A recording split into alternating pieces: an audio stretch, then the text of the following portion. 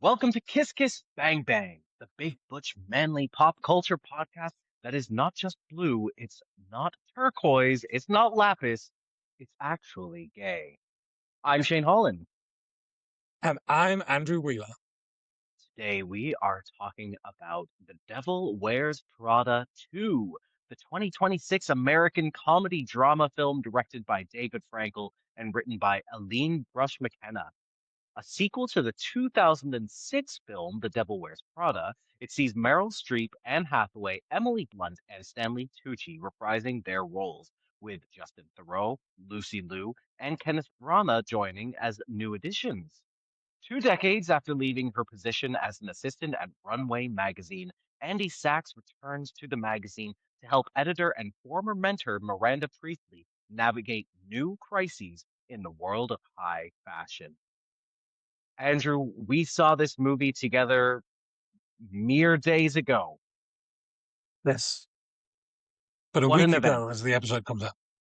Right. What did you think? I had a really good time. I mean, I enjoyed the original and I enjoyed this as well. And I've seen a lot of people talking about how, what did the original movie say about fashion? What did this movie say about fashion? Has it betrayed its original message? It's like, Hmm. I don't know. Maybe it was fun though. People looked Yep. gorgeous. Adrian Grenier wasn't in it. Had a good time. Yeah, I thought it was a fun movie, and I don't remember taking the first one that seriously. No, So I didn't no. take this one that seriously.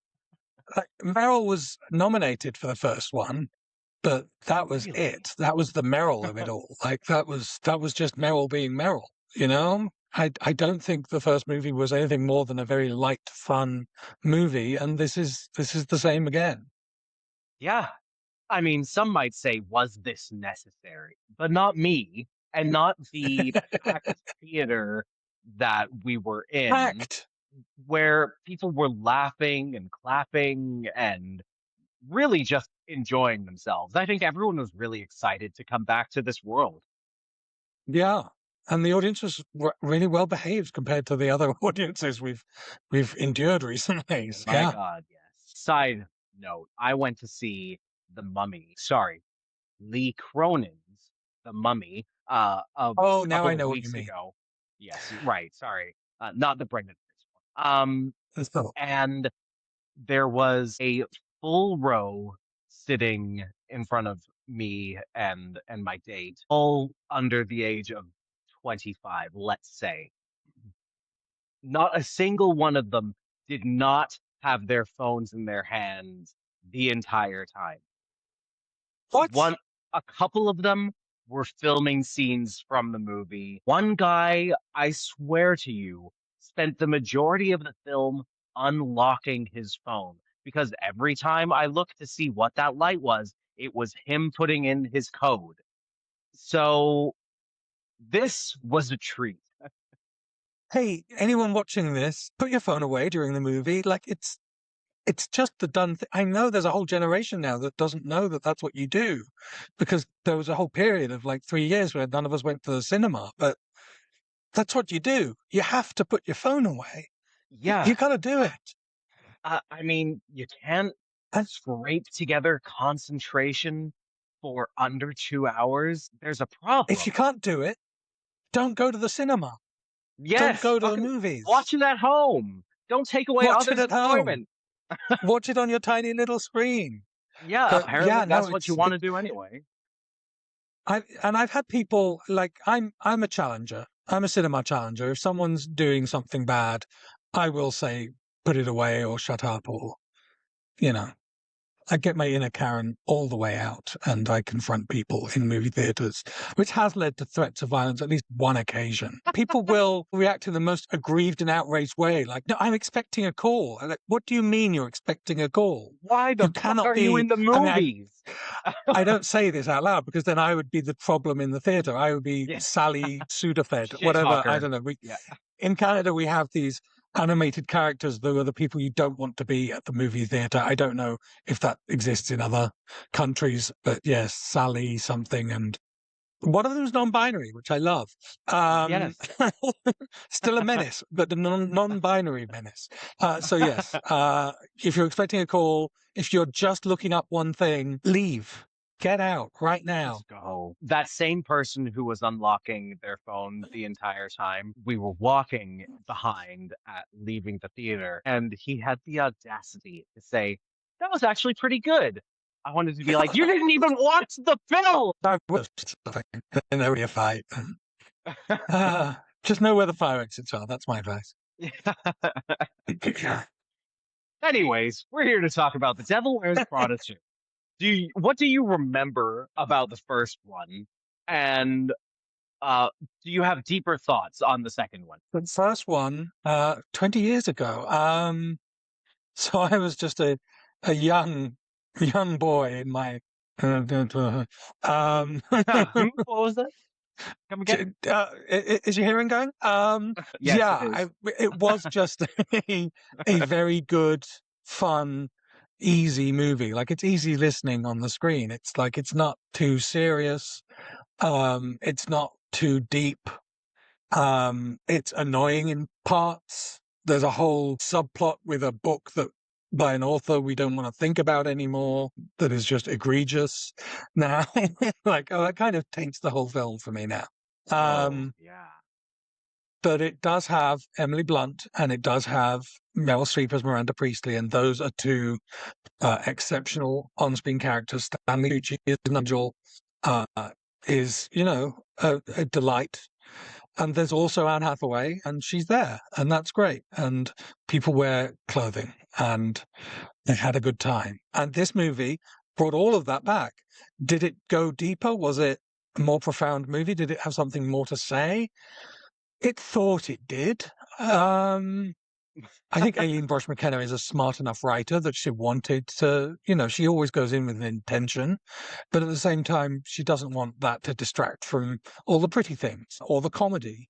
So, yeah, it doesn't need to be that deep, in my opinion. I agree with what it had to say about. Wait, do I agree or do I disagree? See, this is the problem. I don't know ultimately where it came down on the importance of preserving beautiful things, because I don't know that it actually had an opinion. It just it raised the question with the whole thing about real estate, the houses, they were going to knock it down, so we refurbished it. Like, okay, that's interesting. And journalism is dying. Yes, we need to preserve these things, but do we? Does the film think we do, or does it just think we need billionaire patrons to get us all through? Was this movie an argument in favor of universal basic income? I guess that's where I Oh. come down. Return to a system of patronage or die.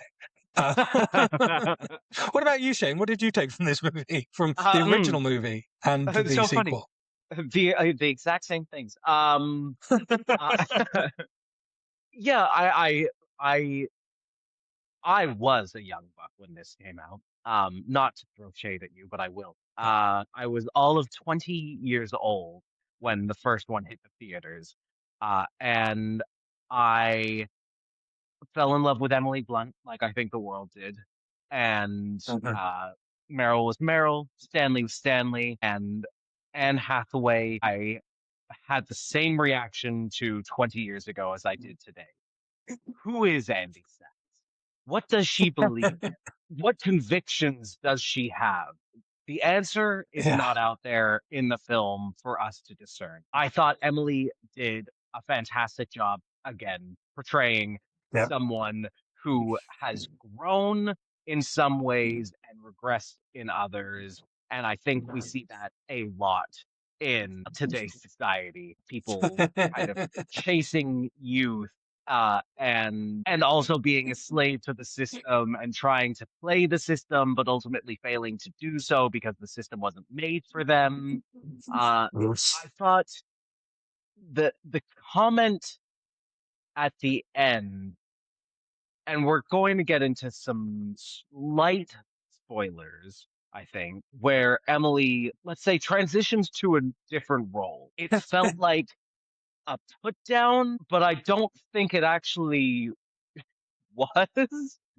No, because there was a very famous brand involved, and that brand is involved in the movie. Like their product are in the movie, but the entire audience took it as an absolute slam on that brand, including me. And in Well, I retrospect, think I we were don't. supposed Yeah, to, were we? Okay, but at the same time, like, and maybe things have changed, but if you're walking around with a piece of that brand, then I think people are like, "Oh, fancy." right. Uh, Yeah. I don't think there's like ill feelings towards that brand. Shall we transition into our first of our five pillars? Yes, let's talk about the women. I kind of it's Andy's movie, but it's not Andy's world. Mhm. We were talking about Emily Blunt, so maybe start there because Emily Blunt as Emily remains just one of those great sort of sympathetic villain characters, I suppose. She is in the Mhm. first film at least an antagonist to Andy. In the second film, she has moments, and I won't say more, but you absolutely believe in this character, even though she is a caricature, is my feeling. Like she is a very broadly drawn character, but I love her so much, and I think she's such an A grade B word, Mhm. and she looks stunning at every point. And honestly, let her get her coin. The thing that Miranda Priestley says to her in Milan is brutal. But then again, the thing that Miranda Priestley says to everyone in every situation is brutal. So I don't know. Maybe Emily shouldn't take that to heart. Right? How can you take someone seriously when they never have a kind thing to say? Um, Yeah, yeah, Emily, the character, is kind of tragic, but I yeah, think she's more an audience surrogate than she's intended to be. And I just, yeah, I feel like the movie kind of wanted to shit on her character, and I just found her so empathetic and sympathetic and uh yeah, and I just really loved that character. At the end of the day, I wanted the best for her, and I don't think that's the same thing yeah. that this movie wanted. No, I think the movie tries to sort of Hmm. it's impossible to talk about without getting into spoilers. I think the movie wanted to give her an arc that wasn't necessarily in line with what we actually felt about the character, Right. both in the highs and the lows. Yes. I Um, yes, but they did break up. and then there's Meryl. And then there's Meryl. uh, uh, I mean, Miranda Priestley is Anna Wintour, but is also one of the most like iconic villains of our times, and yeah. and and that was solidified in the first movie, and in this one, I God, I hate that I'm feeling this way, but I think they took the character too far into making her sympathetic. What I found Mm, sympathetic about her in the first one was the glimpse of humanity. In this right. film, it was like open the doors wide and truly see that this is a woman with a deep, rich inner life where she laughs at the kitchen when she's drunk and she walks through the streets of Milan solving crime. There is this fabulous moment during Milan Fashion Week where everything seems to be crumbling around Miranda, and she has to step away and she's out on a midnight stroll, Louis Vuitton on one side and Balenciaga on the other, and they're playing like the most noir jazz saxophone that they could find. And I leaned over to our friend Grant and I said, she's gonna solve it. I did hear the people behind us laugh, so it was good. Yeah, shut up. Yes, it was a gorgeous little mini noir. Honestly, Miranda Priestley solving crimes during various fashion weeks around the world. That's the new Benoit Blanc, baby. Thank you. That's uh, Yes, that's a team up, franchise. a team up film. Anyway, my point is, I feel like we were exposed a little too much to Miranda's inner thinking. And I thought it Mhm. worked a lot better when she was mysterious, but we knew that it existed. Yeah, I think, but I can see Meryl being like, if I'm coming back to this role, give me more dimension. And also give me And they, Kenneth. yes, give me Kenneth Branagh. Give if Benoit Blanc can have an iconic elder gentleman husband, then so can I. Okay, there are many other women in this movie before we brush with Oh, Andy, yeah. if we need to at all. Simone Ashley as Amari, the new Emily. She is one of the most beautiful women in the world. Yeah. Uh, uh, if you know her mostly from Bridgerton, then you already know how gorgeous she is. She's the woman you can put alongside Jonathan Bailey and be like, wait, they're the same level. Like no one's Hmm. slumming it here. That's amazing. She looks gorgeous. We will get to the fashion later. She is in a basically thankless role because she doesn't get to have even the sort of the sinister complexity of the Emily. original Emily. Hmm. Yeah, she isn't just a retread of that character. The most fun she gets to have is being the HR angel on Miranda's shoulder, telling her, "You can't say that. No, Yeah. no, you can't do that," which is a great role, but like mostly Simone Ashley is serving face in this movie and she does it beautifully, but she deserves quite a lot more. Agreed. Agreed. Yeah, I have not seen Bridgerton, so this was my introduction to her, and I was immediately taken with her. And I do Yeah. want to see more. I just don't know if I can stoop to watching Bridgerton It's not a stoop. Johnny at this. Bailey's in it. He takes his shirt off all the time. If Oh, I anything, you'll know. be more erect, not less. I'm 20 erect as it is. Uh, we also have Lucy Liu in this film, which was a surprise. Always love. Yeah. And always love. And I feel like maybe the one character who is treated with the appropriate amount of respect. Because we love billionaires. Yes, we absolutely love billionaires. Well, we love billionaire divorcees who earn their Right. billions by stealing from their mega rich husbands. Stealing. By having a really tight prenup. Yes. Yes, he's playing the same character that Maya Rudolph is playing in the sitcom Loot, which is in turn Melinda Gates. Hmm. Um, so And yeah, whoever the Jeff the rich Bezos woman was who, originally married to, yeah, I don't remember. I don't, who cares? Jeff Bezos is not a personality that I engage with in my mind if I can avoid it. Yeah, lovely to see Lucy Liu. Lovely to see Tracy Toms in the best friend role. It's another thankless role to just be Andy's friend giving her advice and the end. Um, Yeah. there are no women of color in this movie who are given a really strong arc, shall we say. Tracy Toms, Lucy Liu, Simone Ashley, they're all very much They pop supporting in. players in the life of Yeah. Andy. And that brings us to Andy. She's I there, she's there. She's persistently there neutral. aggressively neutral. Always like aggressively neutral in a white woman way because she's willing to shit disturb and say the system needs to change, but then not do Right. any of the work to change the system. Well, she will make phone calls. That is the way she solves problems in, I think, both movies, is Right. that she off camera makes a bunch of phone calls and on camera in a montage. Her main driving impetus in both movies is, I deserve to have a job. That's it. That is Yeah. what motivates her. That is what defines her. Not just that she needs a job. She deserves to have a job because of the principles. It's a little grating if you sit with it for too long. Best not to. Best, And they thank don't. God They it's don't. yeah, because she is neutral, because she is a very beige personality. This is not to take a dump on Anne Hathaway. I'm not an No. Anne Hathaway hater.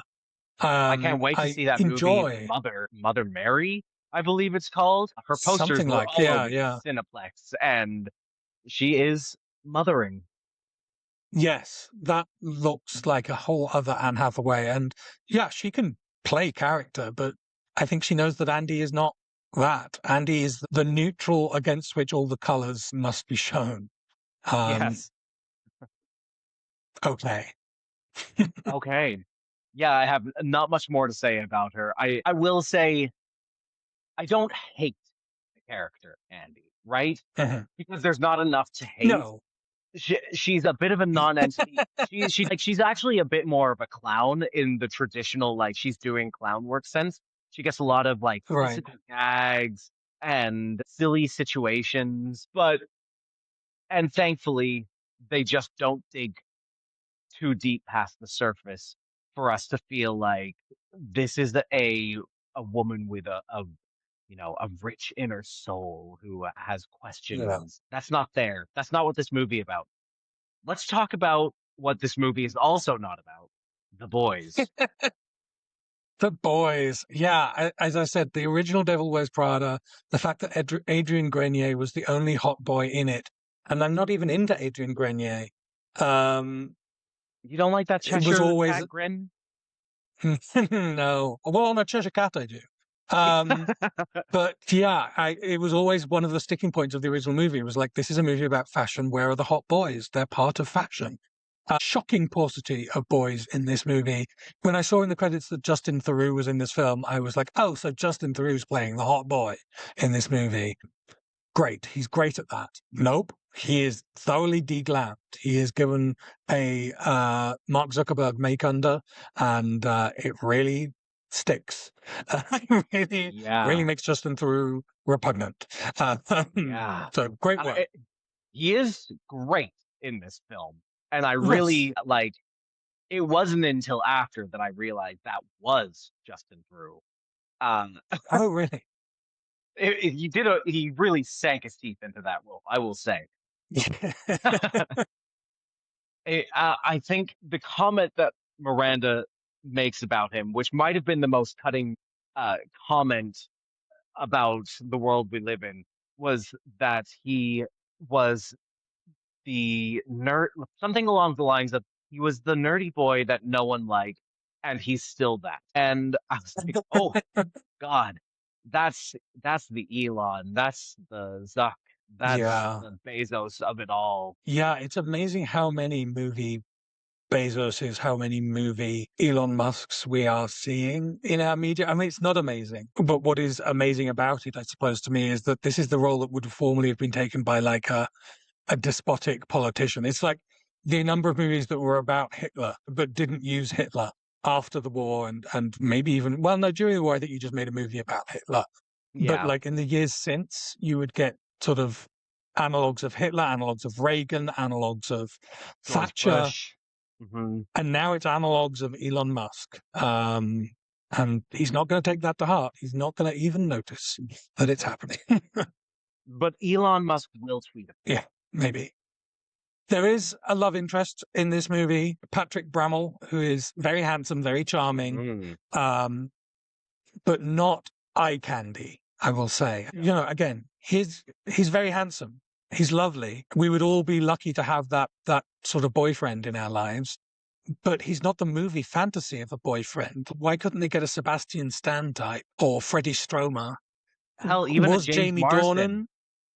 James Marsden would be great. Jamie Dornan wasn't available for this. I mean, he would have been perfect. You know, the fact that they went with someone 6, 7 years older than Anne Hathaway for the love interest, rather than 6, 7 years younger, as they would with a male protagonist, and 6, 7 years is Yeah. being generous. And I'm not trying to do the meme. I just accidental.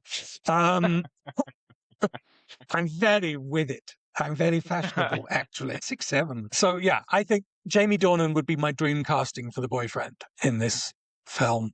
And the distance between Patrick Rammell and Jamie Dornan is the length of my disappointment in the boys of this film. Yes, the difference between a 6 and a 7 for sure. I totally agree. I was surprised that they went in that direction for her love interest. Now, Mm, I love that he was an architect. I think it's right straight one. that a straight one. We only know gay architects. I think it was right that he was not in the fashion world. But also, what would this movie have been? Just gonna put it out there. If she had found a younger model-like person who was actually firmly rooted in some kind of fashion sense, wouldn't that have pushed the character of Andy more? Because now her entire world is fashion. I don't know. Maybe I'm thinking too much about it, and maybe that actually doesn't work as a concept. But I just wanted to see someone handsome wearing nice clothes. Honestly, and even the like background scenes, there was a paucity of male models, as far as I could see. This is a movie where Connor's story could have easily cameoed to great effect, but of course, it was probably shot before Connor's story Well existed before. because we all know Yeah, yeah, yeah. he didn't he was created from whole cloth by the gods in December of last year. So, yeah, would have been impossible. But a Connor story type There it or is. a Jonathan Bailey type. Wouldn't he have made a great boyfriend or a great Yes. boyfriend for Nigel? Well, it's never Well, addressed, much like we'll Stanley. get well. Okay, fine, fine. Stanley Tucci's married to a lady. I know, and that set the internet afire this week. The internet learns that Stanley Tucci is straight or in a heterosexual relationship or in a male female relationship every like 3-4 years. I feel like. Yes, it's true, but the memes were quite funny this Okay, good. I'll check those time. out. Just a lot of wait, what? Yeah, Tucci's in this. Uh, Tucci hasn't changed. God bless. He's And mostly unproblematic, I think. you and I, after leaving the theater, were able to recount to our group of friends each of the three men who were traditionally attractive. And they all happen to be like people passing behind the main characters doing their work. Yes, One of them was the waiter at a cafe that Andy is sitting out of, and yes. you can tell he's hot because of the way his shirt fits his arms. You don't actually see his face. The second was the office assistant at Runway, who has my favorite bit of business I've ever seen make it into a motion picture, where he picks up a stack of papers and puts it down beside him. And then Anne Hathaway does her thing with Stanley Tucci. And the hot man in the background picks up that stack of papers and puts it back to the other side and continues to stare off into the distance. It was It's very, incredible. very that man in, I think, Quantum of Solace, who is sweeping in the background, but the brush is not touching the floor. Yes. Um, Yes. Classic, classic stuff. Yeah, he was my great white whale of the movie because I was constantly looking for that hot office worker again. And his same desk, which you can see through Andy's office window, was then occupied by some other man with a top knot for the rest of the movie. And I was just heartbroken that they had clearly fired that man for picking up his papers and moving them and putting them back down, which is Yeah, all I ever used to do when I had an office job. So I don't know, is that wrong? I don't know. I do the same thing all day long. No, surely this has to go somewhere better. I'll just put it here for now. That's how I do interior design. Yeah.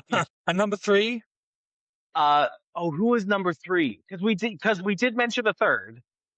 I think it was the manservant at Justin Theroux's Lake Como villa, which I'm Absolutely. almost certain is George Clooney's Lake Como villa, if he still owns it. But like I remember Wow. that villa very well from being a George Clooney stalker in my youth. And yeah, it was the same villa. I'm almost certain. And I think he still owns it, but who Wow. knows? But yes, the Gorgeous. manservant, very nicely trussed up, very handsome. I would hire him in a second. Same. I actually thought that there was going to be some kind of commentary about the billionaire character having such a nubile, handsome men attendant, but no, it did not come up. And so those were the No, three huge misses for me in this movie. yeah, bring back my boys. Let's talk about the music. I can't recall any. I mean,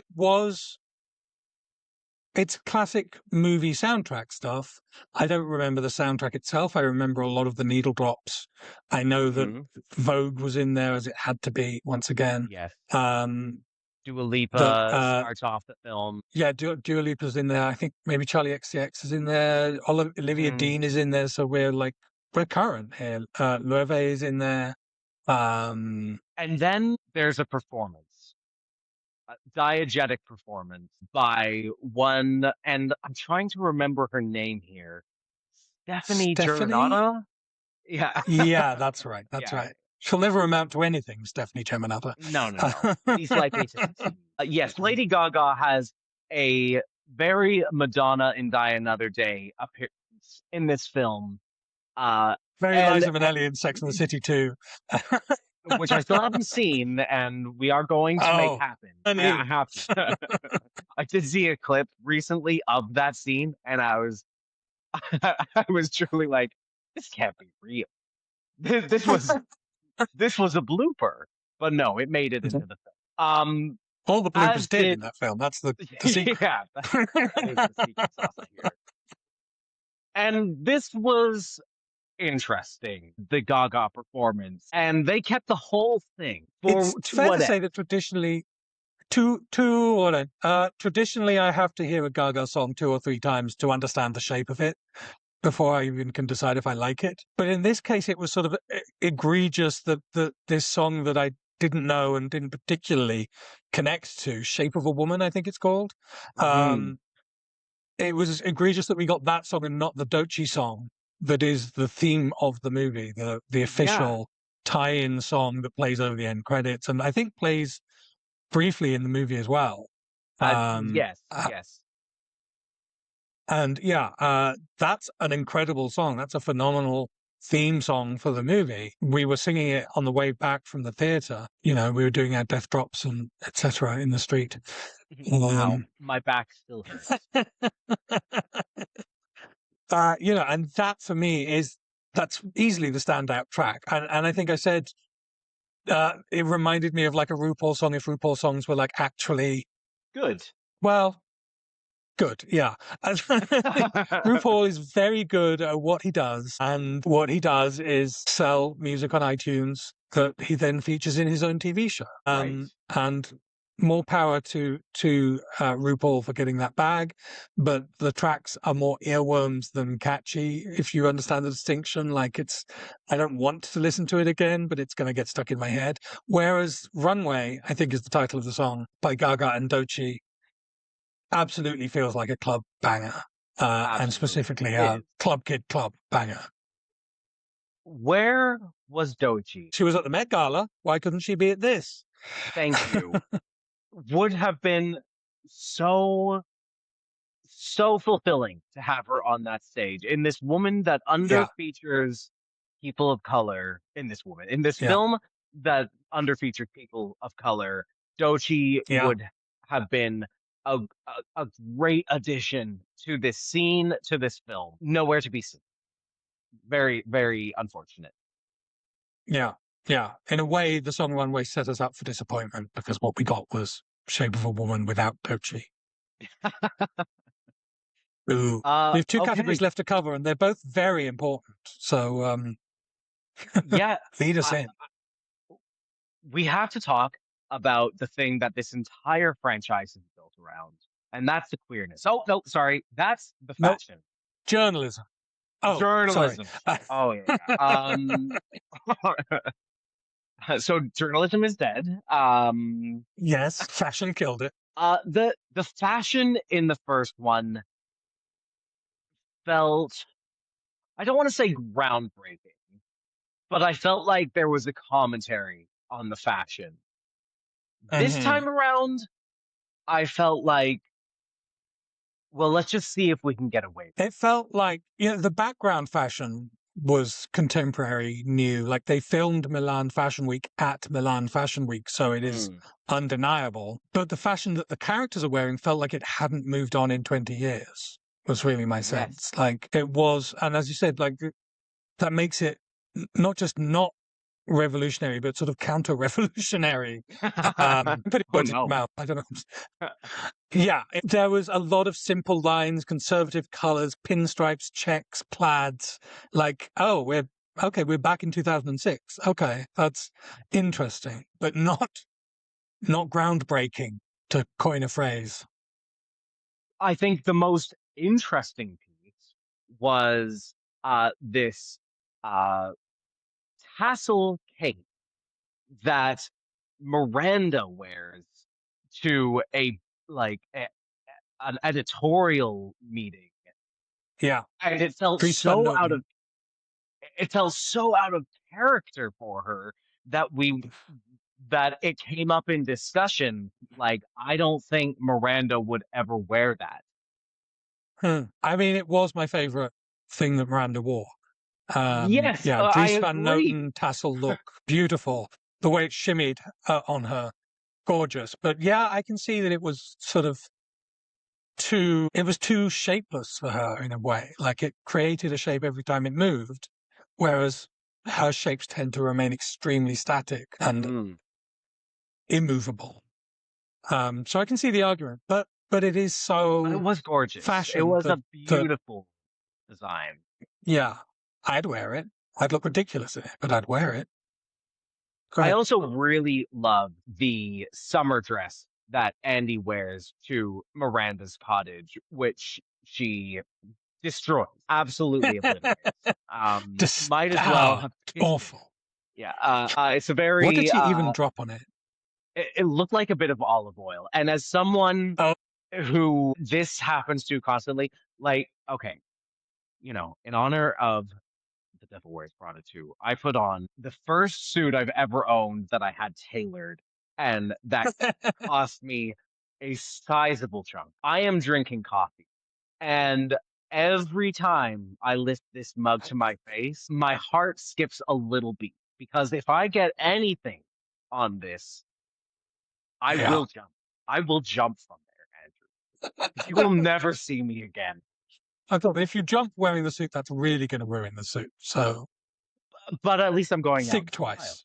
Yeah. Well, true, true. Well, you would be if it weren't for the coffee stain on the suit. I mean, be at your funeral saying, well, he tried to go out in style, but You coffee, would. mm. You would. And for that reason, you must stay alive.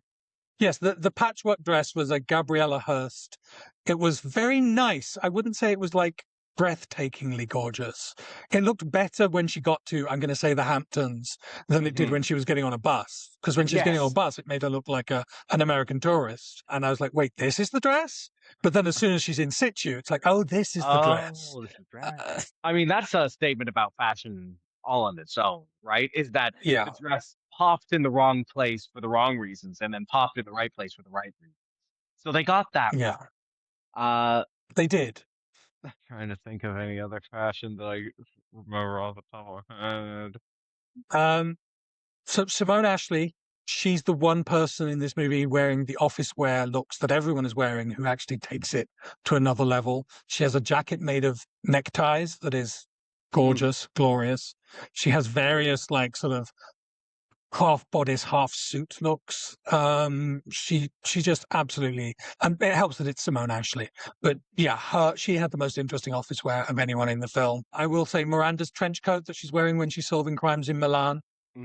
One of the most beautiful coats I've ever seen on screen. gorgeous. The fact that the theme of the Met Gala was spring florals, good joke. No one Loved it. followed the theme, so that was also a good joke. Yep. The movie opens with a lot of like blink and you miss it like fashion gags, I felt like, of which I can only remember the fact that cerulean was everywhere in the sort of opening scenes, which again, good joke. Andy wears this blue onion skin sequin dress at the gala in Milan that I did not like at all. There were Oh, too that many was sequins going on. it I looked like need a to be, drag race uh yes, Party makeover City. challenge. Yeah. Yeah, yeah, Like I Sam made this Fabric. for for an ill-fitted person in 5 minutes, and I put on some extra sequins to hide the glue, The dress. the dress. Yeah, sequins are, I don't know. If sequins are having a moment, the moment needs to end. Sorry about it. Yeah, bring back heavy jewels. Like I hand Yes. so gigantic cubic zirconias. Yes. I want to see more of Who that. did I see? Someone I saw on TV the other day was wearing a jacket where it was just an entire panel of brooches. And I can't remember who it was, but I loved it. Probably someone problematic, but it was a great look. That's what I want. No sequins, just big, big face Chunky. punching jewels. Yeah. The Milan Fashion Week, I Mm. felt went by so fast. Sorry, the actual runway. I don't feel like the movie wanted us. to stop and actually take in any of the looks that were being featured. We were more Hmm. focused on the Gaga performance than we Yeah. were the point of the event. Yeah. I think that's true. Yeah, I don't remember the fashions on that circular catwalk at all. That's a miss. It's a boot. And now it's time to talk about something that I'm sure we'll have so much to say about the I mean, queerness yes, but and the complete lack of it in this film. Oh, near complete. Caleb Heron near complete. is in the film. Caleb Heron, yeah, is the new Andy, I guess. Caleb Heron, very funny guy. Doesn't Hmm. get a lot of funny lines. That's okay. Doesn't get to get up from his chair at any point. But he is a gay actor playing a presumed to be gay role. But presumed to be. I don't think he ever says anything that tells us that he's gay.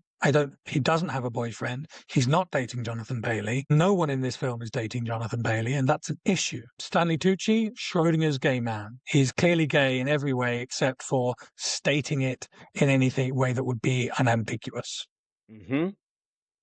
Law Roach is in this film, so that counts against it as well. I mean, I literally booed at the screen. And Conrad Ricamora was cut from this film. He played Andy's roommate. You would not know that she had a roommate because she doesn't in the final edit. But that is a gorgeous gay man who would have given us presumably a canon gay character in a way that all the other gay characters are not. And some eye candy in the movie, and he's not there. So really striking out time and time again here on the queerness.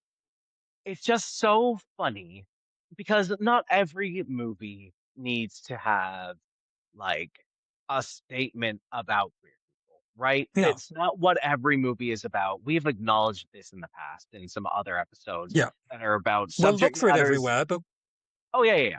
But sometimes we're inventing it because we want to invent it. yeah. This is outrageous.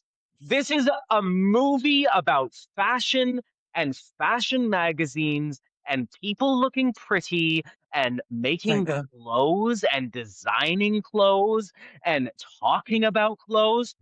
Where the F are the gay people? Where are the gay people? Gay people are in this fashion world like yeah. dripping from it, oozing it, creating it. I know people in the city that we live in who work in fashion. I know gay people in other cities who work in fashion.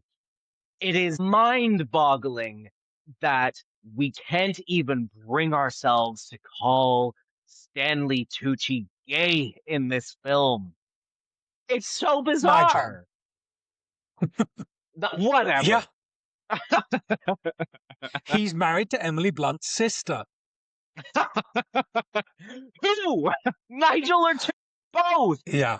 I can't I can't add any nuance there. Like it is shocking. If you know people in fashion, you know queer people. If you know queer people, you know people in fashion. The fact that they had a gay roommate character to underline the fact that Andy is poor and cut him from the film just really sort of makes it moves it from this is a weird oversight to, oh, this is a choice. And that's really disappointing that they thought this movie about fashion would benefit from not having any explicitly gay characters in it. Like, what are you doing?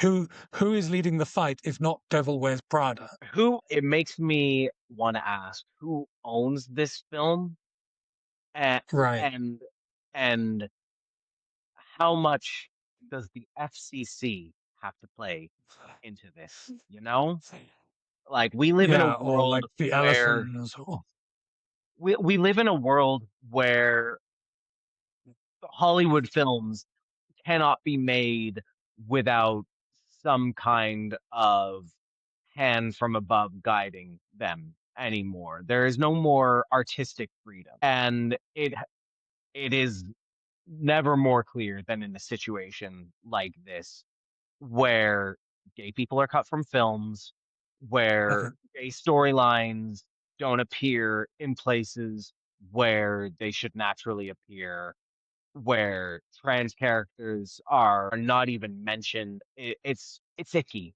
It's suspicious. Maybe. Yeah, it's 20th Century Studios Thank made this movie, which means it's Disney. No further questions, Your Honor. You know, that's kind of, I am not shocked. Yeah, this is a film with 4 main characters. They're all on the poster. 3 of them have love interests. The only one who doesn't is Nigel. What would have been so tough about giving Nigel someone to come home to? Yeah. Damn, maybe we hate this movie now. It's still doing something for queer culture, I suppose, in that fashion is queerness, and this movie is you. preaching the gospel of fashion and getting more people thinking about fashion. So that gives gay people jobs. As the great Anna Wintour said at the Met Gala this year, well, we've created a lot of work for hairdressers. And that's the best Miranda Priestley line I've seen on And screen you know this what? year. That theater was filled with gays. So yeah, we're giving our money to it. Witness me. All right, let's give this film a score. We of course score our films and television shows with a base score out of 5, and then we award 5 bonus points for the categories we talked about: women, boys, fashion, music, queerness. We are allowed to give it a penalty if we feel it was particularly egregious. But let's start with the base score. Andrew, what are you going to give The Devil Wears Prada to? I think Yeah, it was always going to be a 3 out of 5 for me. Like, that's just where it belongs. a movie to see with friends in theaters or gather together in a living room. It is a movie you can talk about at the water Yes. cooler, but it's not pushing anything, it's not taking away from anything. It is a No regrets. and then we've got bonus points. Are you going to give the women a bonus Yeah. point? I think for Emily Blunt, for Meryl Streep, it has to get the bonus point. There are also other female characters, even if they're not particularly complicated characters. There's also Andy. I agree. The women have to get a point from me. The boys. I'm gonna go ahead and say no point. No It's point. not there. And how about the music? I'm going to give it the point for the theme song, which is often the thing that we reflexively go to. Like when we're talking about Bond movies, often the score is great, but it's the theme song that makes the decision. And I think Runway is a solid gold hit. So I'm going to give it the point. I left there singing Runway, and it also starts off strong with that a Dua Lipa banger. So I will give it Yeah. the point as well. Not mentioning Gaga. Sorry, the Gaga Milan performance, the Scent of a Woman. Was that what it was called? It's Shape of a Woman, I believe. Not Scent of a Woman. Hoo-ah! Ah! Um, And then the main event, the fashion. I have to get the point. I did think about it. it gets the point. Yeah, it is the whole identity of this movie is fashion. I'm not going to give it a queer point. Yes. There's no textual queerness in this film. I agree. It seems shocking to say it, but it cannot get the queer point because it does not even really rise to the bare minimum expectation. You know, Stanley Tucci's in it again. That's not good enough. Caleb Heron does not elevate it. He does not do more than Stanley Tucci does in this movie. So it can't get the point. But I will say, I mentioned that maybe this movie gets a penalty. The fact that I'm not giving it the queerness point, I think, is the penalty for me. There are other things I take issue with in the film. We've talked about the lack of representation of people of color is a serious one. But I think, on the most part, punishing this movie for its lack of queerness is penalty enough for me. It it still is pretty striking that it's not in there, but it doesn't actually detract when the film is Yeah. coasting along the entire way. You actually I didn't notice until after the film had finished and I had time to think about it Yeah. that it wasn't there. Okay, so the film gets a 3 out of 5. The gay score is a 3 out of 5.